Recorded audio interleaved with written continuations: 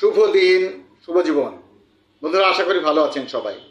আইন ও সংবাদ বিষয়ক এই চ্যানেল থেকে আমি অ্যাডভোকেট গাজী শাহিদুজ্জামান লিটন আপনাদের জানাচ্ছি আন্তরিক শুভেচ্ছা ও স্বাগত। আমার আজকের আলোচনার শিরোনাম রাজাকার চেনার ৬টি উপায়। মির্জাফর শব্দের শাব্দিক অর্থ যেমন বিশ্বাসঘাতক নয়, তেমনি রাজাকার শব্দের শাব্দিক অর্থ স্বাধীনতা বিরোধী, অমানুষ নয়।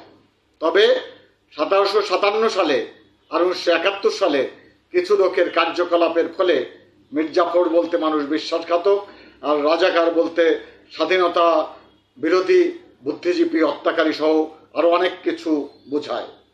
এই রাজাকার ও মির্জাফররা কিন্তু সবসময় বিভিন্ন রূপ ধারণ করে আমাদের এই সমাজে বসবাস করে। সময়ের সাথে তাদের নাম পরিবর্তন হয়, দল পরিবর্তন হয়, পোশাক আশাকে পরিবর্তন আসে, কিন্তু রাজাকারী বৈশিষ্ট্য অটুট থাকে।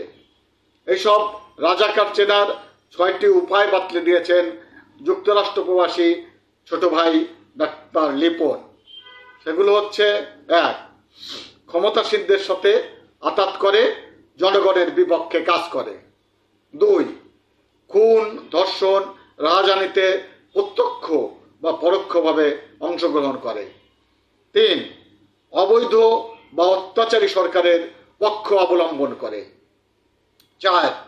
সরকারের কাছ থেকে অন্যায্য সুবিধা ভোগ করে। ৫. নিজের দেশের ন্যায্য অধিকারের দাবিতে আন্দোলনকারী ভাই বোনদের উপর জুলুম চালানোর জন্য আইন শৃঙ্খলা রক্ষাকারী বাহিনীকে সহায়তা করে। ৬. যোগ্যদের বঞ্চিত করে অন্যায়ভাবে অযোগ্যদের গুরুত্বপূর্ণ পদে বসিয়ে বৈষম্য সৃষ্টিকারী সরকারের পক্ষ অবলম্বন করে।